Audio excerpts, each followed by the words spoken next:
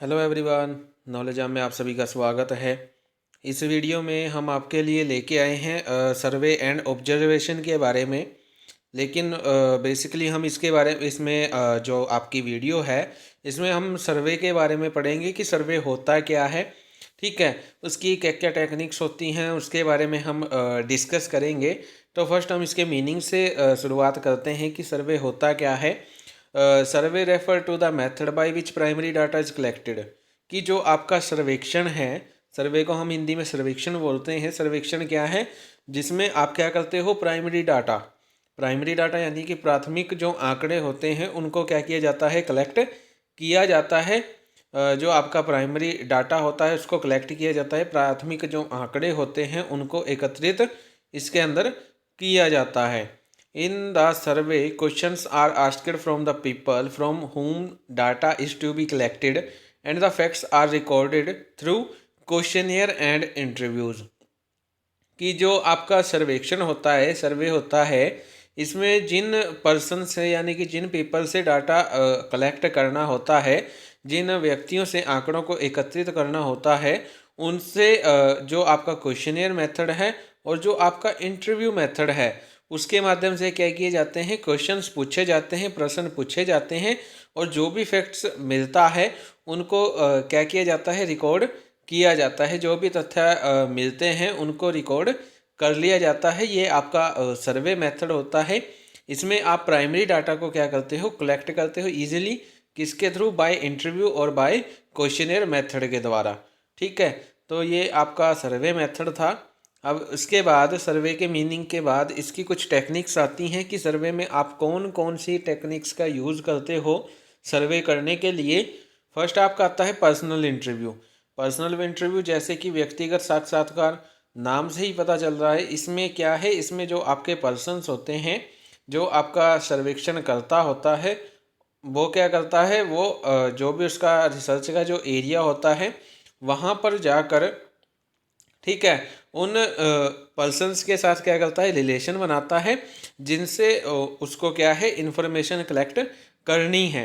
ठीक है, उनसे रिलेशन बनाने के बाद वो क्या करता है, फेस टू फेस उनसे बातचीत करता है, उनसे क्वेश्चन पूछता है, यानी कि एक तरह से उनका क्या करता है, पर्सनल इंटरव्यू लेता है और डाटा को कलेक्ट करता है। जो भी फैक्ट्स उसको चाहिए उनको क्या करता है, वो कलेक्ट करता रहता है। उसके बाद सेकंड आपका आता है, वो आता है टेलीफोन इंटरव्यू। टेलीफोन इंटरव्यू में क्या है, जब हमको बार बार यानी कि ज़रूरत पड़ रही है इन्फॉर्मेशन की, मीन्स थोड़ी देर बाद फिर इंफॉर्मेशन की ज़रूरत पड़ेगी, थोड़ी देर बाद फिर इंफॉर्मेशन की ज़रूरत पड़ेगी, तो वहाँ पे आपका टेलीफोन इंटरव्यू ज़्यादा काम करता है।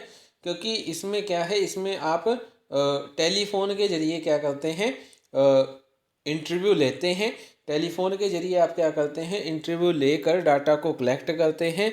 इसमें सारा काम कैसे करते हैं, आप टेलीफोन के ज़रिए करते हैं।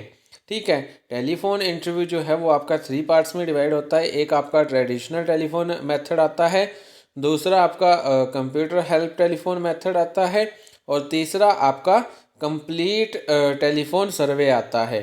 ठीक है, तो ये आपके 3 मेथड्स होते हैं जिनके द्वारा आप टेलीफोन इंटरव्यू को क्या करते हो, कंटिन्यू करते रहते हो। तो इसमें क्या है, आपको जब बार बार इन्फॉर्मेशन की ज़रूरत पड़ती है तो आप टेलीफोन मेथड का यूज़ करते हो, टेलीफोन इंटरव्यू का यूज़ करते हो। उसके बाद नेक्स्ट पॉइंट आता है, वो आता है मेल मेथड, यानी कि मेल विधि। अब इसमें क्या है कि जब जो आपके कस्टमर्स होते हैं और जो आपके इन्फॉर्मेशन होती है उनकी जो क्वांटिटी होती है, जो मात्रा होती है, वो क्या होती है, बहुत अधिक होती है। मीन्स मान लीजिए आपको क्या है, एक टाइम में कम से कम 1 लाख या 1 लाख से ऊपर आपको क्या करनी है, मेल करनी है। मीन्स पर्सनस को क्या करना है, मैसेज कन्वे करना है। तो वहाँ पे आप क्या करते हो, मेल मेथड का यूज़ करते हो। मेल मेथड आपका जो है वो लेस कॉस्ट होता है, मीन्स इतना कॉस्टली वो नहीं होता, सस्ता होता है। और ये आपका बहुत ही तेज़ मेथड है। इसमें आप चाहे जितने चाहे पर्सन्स हों उनको क्या कर सकते हो, मेल कर सकते हो विद इन मिनट। ठीक है, तो इसमें क्या है, इसमें आपको 1 बाय 1 सबको इन्फॉर्म नहीं करना पड़ता, जैसे कि टेलीफोन मेथड में 1 बाय 1 सबको टेलीफोन करना पड़ता है। लेकिन इसमें ऐसा नहीं है, इसमें आप जितने चाहे पर्सन्स को मेल कर सकते हो और इन्फॉर्मेशन उनको प्रोवाइड करवा सकते हो। जो भी मैसेज आपको उनको देना है वो आप दे सकते हो। उसके बाद नेक्स्ट आपका पॉइंट आता है, वो आता है इलेक्ट्रॉनिक सर्वे। इलेक्ट्रॉनिक सर्वे जो आज के टाइम में चल रहा है वो आपका सारा इलेक्ट्रॉनिक सर्वे है।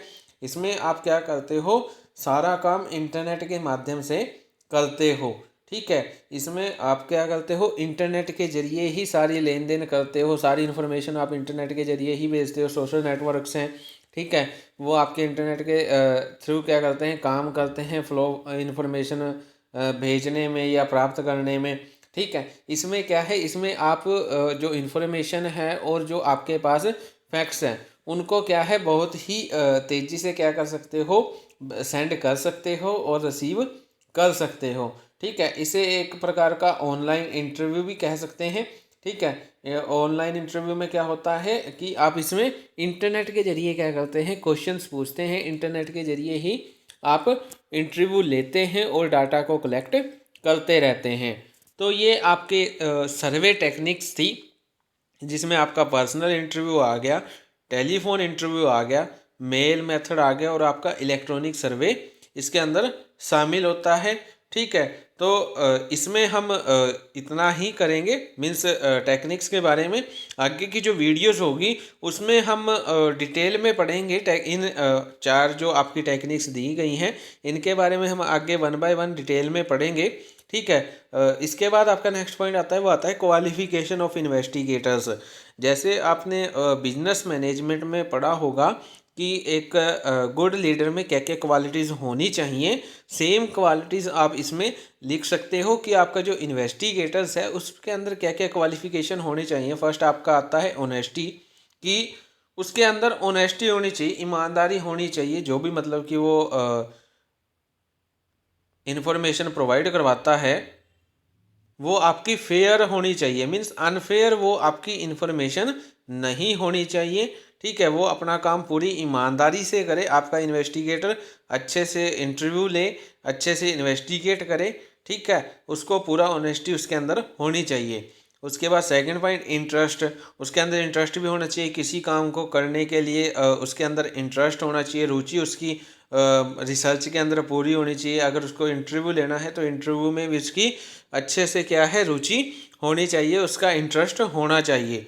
उसके बाद थर्ड पॉइंट आता है इंटेलिजेंसी, यानी कि सूझबूझ, कि जो आपका इन्वेस्टिगेटर होता है वो आपका इंटेलिजेंट होना चाहिए, उसको मतलब कि वो निष्पक्ष होकर डिसीजन ले सके। ठीक है, और जो मार्केटिंग रिसर्च है उसको समझ सके, मार्केट के अंदर क्या प्रॉब्लम्स आ रही है उनको समझ सके, उनको फेस कर सके और उनके बारे में क्या है रिसर्च कर सके। इतना इंटेलिजेंट आपका इन्वेस्टिगेटर होना चाहिए और उसको किस रिसर्च से रिलेटेड क्वेश्चन पूछने हैं वो सारा उसको पता होना चाहिए। उसके बाद आता है कम्युनिकेशन स्किल, की जो आपका इन्वेस्टिगेटर है उसके अंदर अच्छे से कम्युनिकेशन स्किल होनी चाहिए, तभी वो इंटरव्यू ले सकता है। मान लीजिए सामने वाला पर्सन है, अगर उसके पास आपकी कम्युनिकेशन स्किल्स का कोई इंप्रेशन नहीं पड़ रहा है तो आपका जो इंटरव्यू देने वाला है यानी कि जो आपका रिस्पोंडेंट है वो इतना अच्छा रिस्पॉन्स नहीं करेगा। ठीक है, तो आपके इन्वेस्टिगेटर के अंदर कम्युनिकेशन स्किल भी अच्छी होनी चाहिए। दूसरा उसके बाद आता है पर्सनैलिटी, कि जो आपका इन्वेस्टिगेटर होना होता है उसका व्यक्तित्व अच्छा होना चाहिए, उसकी पर्सनैलिटी भी अच्छी होनी चाहिए, दिखने में वो अच्छा होना चाहिए। ठीक है, अच्छे से उसने कपड़े पहने हों ताकि वो इंटरव्यू ले सके। उसके बाद नेक्स्ट पॉइंट आपका आता है, वो आता है अडेप्टबिलिटी का। अडेप्टबिलिटी में क्या कहता है, जैसे कि नाम से ही पता चल रहा है अडेप्टबिलिटी यानी कि अडॉप्ट करने वाला। क्या है, जैसी भी सिचुएशन हो वो उसको अडेप्ट करने वाला होना चाहिए। कोई भी स्थिति हो, ठीक है, कोई भी परिस्थिति हो वो उसको खुद को उसमें ढाल लेने वाला होना चाहिए आपका इन्वेस्टिगेटर। जैसी जैसी कंडीशंस उसके सामने रखी गई हैं, जैसी जैसी सिचुएशंस उसके पास हैं, वो खुद को उसमें उन सिचुएशन को अडॉप्ट करने वाला होना चाहिए आपका इन्वेस्टिगेटर।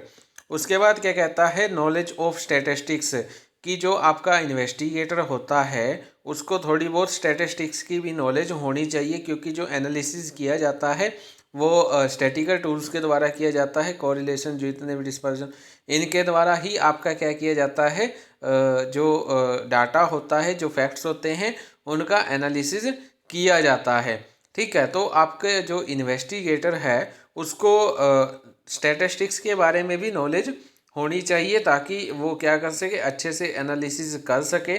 ठीक है, तो ये आपकी कुछ क्वालिफिकेशन थी इन्वेस्टिगेटर की। जो आपका इन्वेस्टिगेटर होता है उसकी क्या क्या क्वालिफिकेशंस हो सकती हैं, ठीक है, क्या क्या क्वालिफिकेशन उसके अंदर होनी चाहिए। ऑनेस्टी होनी चाहिए, इंटरेस्ट होना चाहिए, इंटेलिजेंसी होनी चाहिए, कम्युनिकेशन स्किल्स अच्छी होनी चाहिए, पर्सनैलिटी अच्छी होनी चाहिए, अडेप्टबिलिटी इसके अंदर होनी चाहिए और स्टैटिस्टिक्स की नॉलेज भी उसको होनी चाहिए।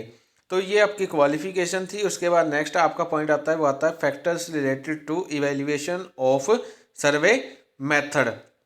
अब ये पॉइंट क्या कहता है कि आप इसमें क्या करते हो, इवेल्युएशन कर रहे हो, मूल्यांकन कर रहे हो।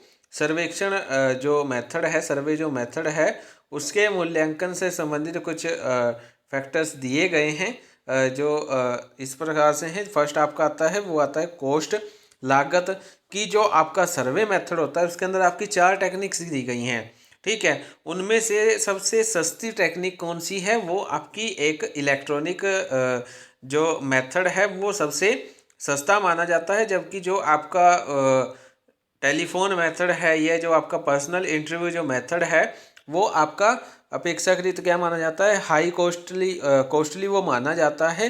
क्यों? क्योंकि उसमें क्या है, इसमें आपको 1 बाय सारे इंटरव्यू लेने पड़ते हैं, 1 बाय 1 इंटरव्यू लेने पड़ते हैं, स्पेशल प्लेस आपको देखना पड़ता है, ठीक है। टेलीफोन पे भी बात करने के लिए आपको स्पेशल प्लेस अलग से देखना पड़ता है। तो इंटरनेट के माध्यम से अगर आप सर्वे करते हो तो उसमें ऐसा कुछ भी देखना नहीं पड़ता, ठीक है। तो ये आपका सर्वे मेथड में क्या कहता है, सर्वे मेथड के वैल्यूएशन में ये कहता है कि जो आपका ईमेल मेथड है और जो आपका इंटरनेट मेथड है वो क्या है, एक सस्ता मेथड है, ठीक है। उसमें इतना खास खर्च नहीं आता, इतनी खास कॉस्ट उसमें वहन नहीं करनी पड़ती।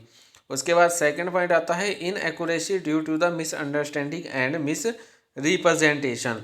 अब ये पॉइंट क्या कहता है कि जो आपका मेल सर्वेक्षण जो होता है, मेल सर्वे जो होता है, मेल पैनल होता है, ईमेल होता है, ठीक है, उसमें आप क्या है, जो आपका रिस्पोंडेंट होता है, ठीक है, उसका जो भी मतलब कि क्वेश्चंस दिए गए हैं उसने उसका आंसर सही दिया है, गलत दिया है, नहीं दिया है, वो आपको उसमें पता नहीं लग सकता मेल में। क्यों?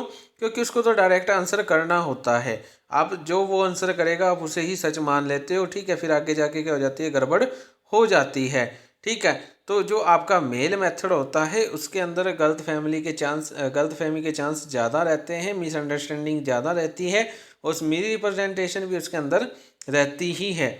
उसके बाद नेक्स्ट पॉइंट आता है, वो आता है क्वालिटी। क्वालिटी की इन्फॉर्मेशन सबसे ज़्यादा किस में मिलती है, आपके पर्सनल इंटरव्यू में मिलती है। क्योंकि पर्सनल इंटरव्यू में आप क्या करते हो, पर्सनल इंटरव्यू में आप प्राइमरी डाटा क्या करते हो, कलेक्ट करते हो, ठीक है। लेकिन जो आपका इंटरनेट मेथड है, ठीक है, उसकी संख्या में भी जैसे जैसे वृद्धि होती जा रही है वैसे वैसे उसके पास फ्लो ऑफ इंफॉर्मेशन बढ़ता जा रहा है, उसके पास इंफॉर्मेशन बढ़ती जा रही है। तो जो आज के टाइम में जो क्वालिटी है, गुणवत्ता है, वो आपका इंटरनेट मेथड में भी पाया जाता है। उसके बाद नेक्स्ट पॉइंट आता है रिस्पॉन्स रेट। रिस्पॉन्स रेट आपकी सबसे ज़्यादा किस में रहती है, वो आपकी पर्सनल इंटरव्यू में ही रहती है। क्योंकि आपने मेल अगर मेथड देखते हो कि मेल मेथड में आपने मेल कर दी तो मेल का जो आंसर है वो 1 घंटे बाद भी आ सकता है, 2 घंटे बाद भी आ सकता है, मीन्स नेक्स्ट डे भी आ सकता है, ठीक है। लेकिन जो आपका पर्सनल इंटरव्यू होता है उसके अंदर जो भी मतलब कि आंसर देना होता है, क्वेश्चंस का आंसर जो करना होता है रिस्पोंडेंट को, वो उसी टाइम करता है। मीन्स इसमें आपकी रिस्पॉन्स रेट ज़्यादा रहती है पर्सनल इंटरव्यू के अंदर। उसके बाद नेक्स्ट पॉइंट आता है सेंसिटिव क्वेश्चन। सेंसिटिव क्वेश्चन क्या है कि कई बार क्या होता है कि कुछ आप क्वेश्चंस ऐसे पूछ लेते हो जो कंज्यूमर्स के साथ जुड़े होते हैं, इमोशनली जुड़े होते हैं और उसका सही सही जवाब नहीं देते। जैसे कि आप किसी स्मोकिंग अगर कोई पर्सन करता है, आप उसको स्मोकिंग के बारे में पूछोगे तो वो बिल्कुल भी गलत नहीं बताएगा कि ये इससे कैंसर होता है, ये होता है, वो होता है, ठीक है। वो क्या कहेगा, वो कुछ नहीं कहेगा बल्कि उसके बारे में वो तारीफ़ करेगा कि ये अच्छी होती है, फेफड़ों को साफ़ करती है, ऐसे ऐसे, ठीक है। बहुत से ऐसे तुक्के मारेगा ताकि वो उसको सही कर सके। क्यों? क्योंकि वो उसके साथ इमोशनली अटैच है, वो उसको छोड़ नहीं सकता, ठीक है। तो ये आपका सेंसिटिव क्वेश्चन था। उसके बाद नेक्स्ट पॉइंट आपका आता है, वो आता है एडमिनिस्ट्रेटिव कंट्रोल। एडमिनिस्ट्रेटिव कंट्रोल क्या कहता है? एडमिनिस्ट्रेटिव कंट्रोल से अभिप्राय जिसमें जो आपका रिसर्च मैनेजर जो होता है वो इन्वेस्टिगेटर के ऊपर क्या करता है? कंट्रोल रखता है, ठीक है। और जो आपका टेलीफोन और जो मेल जो मेथड होता है, इसमें अधिकतम स्तर क्या है? संभव है कंट्रोल का। इसमें कंट्रोल ज़्यादा रहता है मेल के अंदर और आपका टेलीफोन के अंदर, ठीक है। और जो आपका पर्सनल इंटरव्यू है उसमें आपका जो रिसर्च मैनेजर जो होता है वो उसके ऊपर इतना कंट्रोल नहीं रख पाता, क्योंकि वो किसी दूसरे पर्सन के द्वारा लिया जाता है। उसके बाद नेक्स्ट पॉइंट आता है, वो आता है फ्लेक्सिबल। कि जो आपका पर्सनल इंटरव्यू होता है वो सबसे ज़्यादा फ्लेक्सिबल माना जाता है, क्योंकि वहाँ पे एट टाइम जो प्रेजेंट होता है वो according to situation, according to conditions वो क्या करता है? क्वेश्चन पूछता है, राइज करता है। लेकिन इंटरनेट मेथड में आपने एक बार जो क्वेश्चन पुट कर दिए वही क्वेश्चन उसको पूछे जाएंगे, ठीक है। उसमें आप किसी प्रकार का चेंज नहीं कर सकते। उसके बाद 8 पॉइंट आता है feeling of business in interview. अब फीलिंग ऑफ बिजनेस इंटरव्यू में क्या कहता है कि जो आपका साक्षात्कारकर्ता होता है उसमें कई बार क्या होता है कि जो पक्षपात की जो भावना होती है वो सर्वे के ऊपर क्या करती है? अपोजिट इफेक्ट डालती है, ठीक है। कई बार आपका जो साक्षात्कारकर्ता होता है, जो इंटरव्यूअर होता है, उसके अंदर क्या होता है? पक्षपात की भावना जाग जाती है, ठीक है। जिसके कारण क्या होता है कि आपको प्रॉपर इन्फॉर्मेशन प्रोवाइड नहीं करवा पाते। और जो आपकी पक्षपात की जो भावना है, मीन्स बायस्ड की जो भावना है, वो ज़्यादातर आपकी पर्सनल इंटरव्यू में रहती है, क्योंकि इंटरनेट मेथड में उसके सामने कोई नहीं होता, मेल मेथड में उसके सामने कोई नहीं होता, सिर्फ पर्सनल मेथड में ही उसके सामने इन्वेस्टिगेटर बैठा होता है। उसके बाद आता है quantity of collection of data. Quantity of collection of data क्या कहता है कि जो सर्वेक्षण मेथड है उसको प्रभावित करने वाला, मीन्स उसको अफेक्ट डालने वाला एक अन्य फैक्टर कौन सा है? आपका यही है क्वांटिटी ऑफ डाटा कलेक्शन। क्योंकि आप क्या करते हो? सर्वेक्षण क्यों करते हो? सर्वे क्यों करते हो? ताकि आपको अच्छे से अच्छी इन्फॉर्मेशन मिल सके, अच्छे से अच्छा डाटा आप क्या कर सके? एकत्रित कर सकें, ठीक है।